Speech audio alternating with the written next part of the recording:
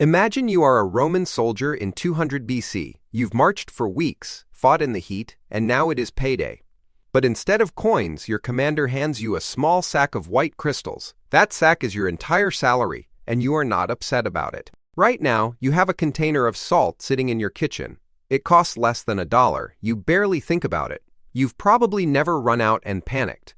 But for most of human history, that exact substance decided who ate, who starved, who got rich, and who went to war. And the reason has almost nothing to do with taste.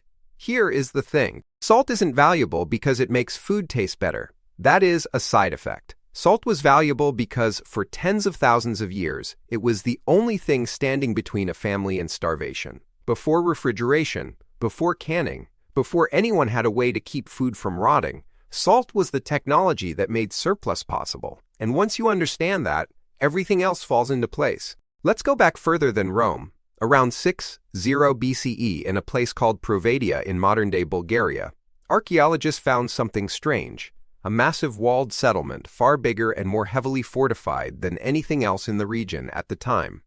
For years, nobody could explain why. Then they figured out what was inside the walls.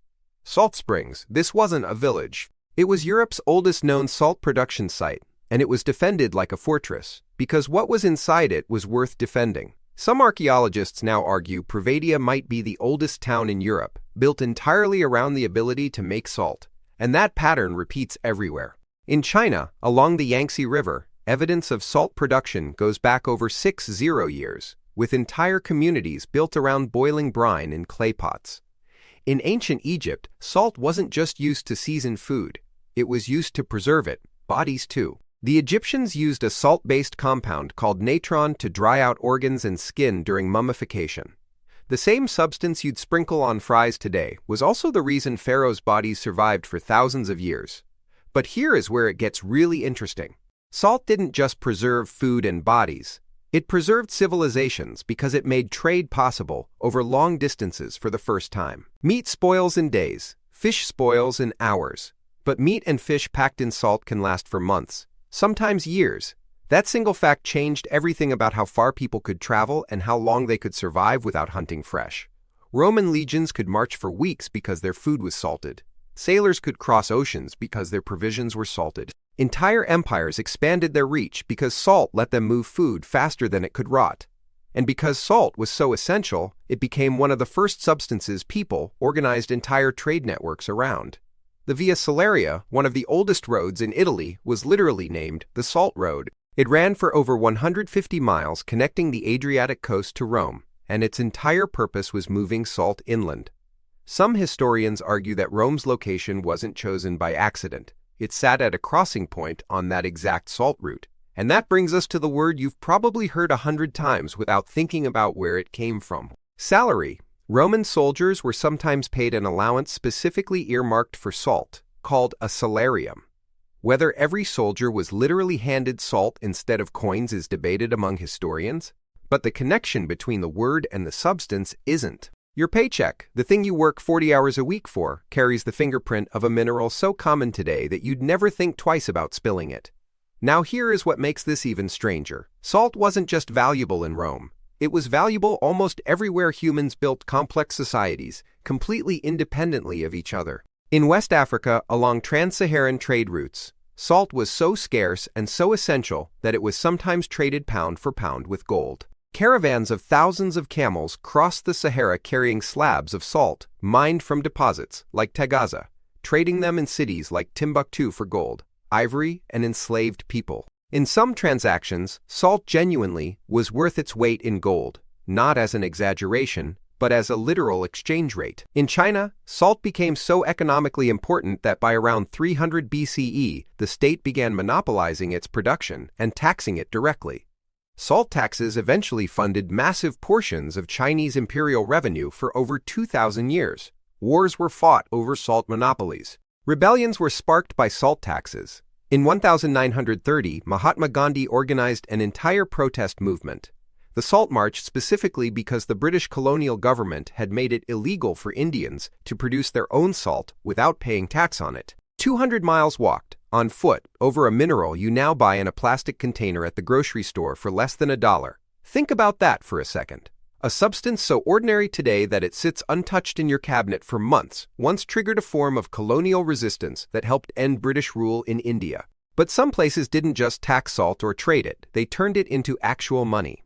In the highlands of Ethiopia, traders cut solid blocks of rock salt into standardized bars called a mole.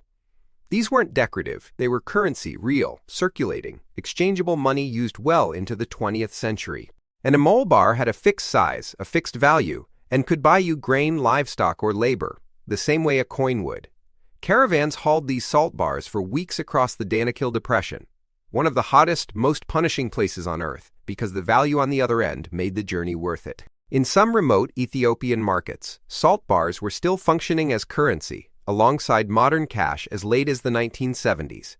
And on the other side of the world, high in the Himalayas, Tibetans were doing something remarkably similar. For centuries, Tibet had almost no local source of grain, but it sat on enormous salt deposits in high-altitude lakes. Nepal, just across the mountains, had the opposite problem: grain, but almost no salt. So a trade route formed between the two, salt moving south, grain moving north, entire economies built on the fact that neither side had what the other one needed.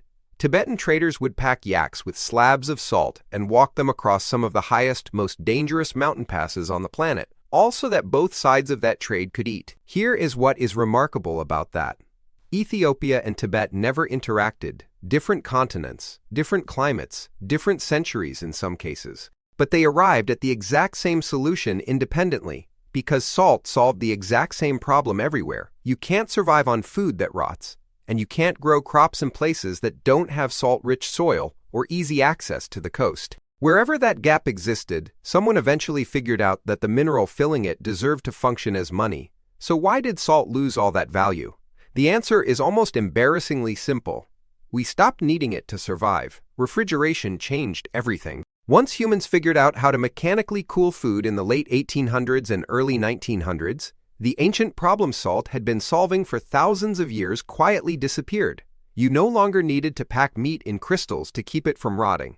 You just needed a working fridge. And once that happened, one of the most fought-over, taxed, and traded substances in human history became something you'd forget to add to a grocery list. So here is the full picture. The value didn't disappear because salt changed. It disappeared because we solved the problem it was created to solve. And that is true of almost everything you take for granted. It isn't ordinary because it never mattered. It is ordinary because humans got so good at solving the problem that the solution became invisible.